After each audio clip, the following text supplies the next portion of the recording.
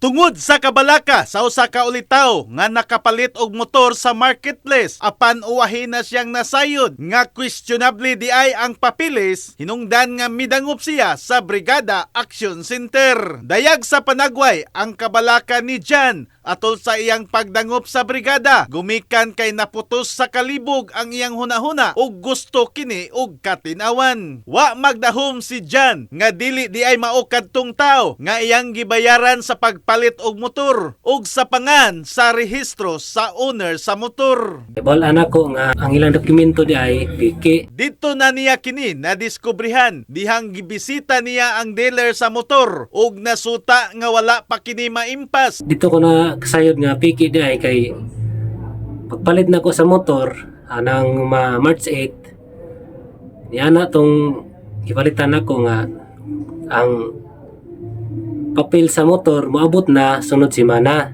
Nahitabo kini human usa ka semana sa iyang pagpalit sa motor. Nanawag kang Jan kadtong nagpaila nga tag-iya sa motor ug mipahibaw nga dunay bayranan. Pag-abot og semana kapin nitawag siya nga na daw ko'y kinalan bayaran worth of 9,990 para daw sa legal fee o separation of owner o pre-transfer sa ako.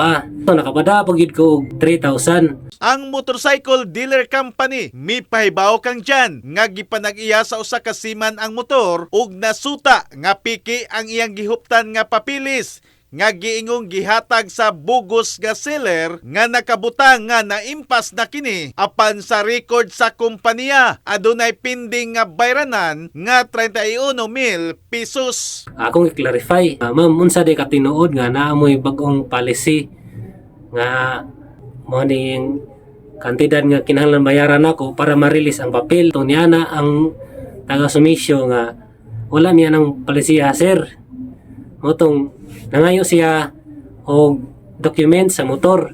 Paghatag nako, niya naman sila nga piki man ang dokumenta, sir. Gusto sa motorcycle dealer company nga kuhaon ang napalit nga motor ni Jan. Gumikan kay dugay na silang nangita tungod kay wala na kini makontak. Bisag biktima ko ani, kay nahog man ko og na ilad ko aning style kay kapag lep ko na sa papel, piki ang documents. Ang Brigada Action Center misubay sa maong isyu. Mismo si Brigada Attorney Jorel Patinio aron masulbad ang problema sa buyer. In the heart of changing lives, ako si Brigada Alan Tangkawan sa 90.7 Brigada News FM Cebu, the Music and News Authority.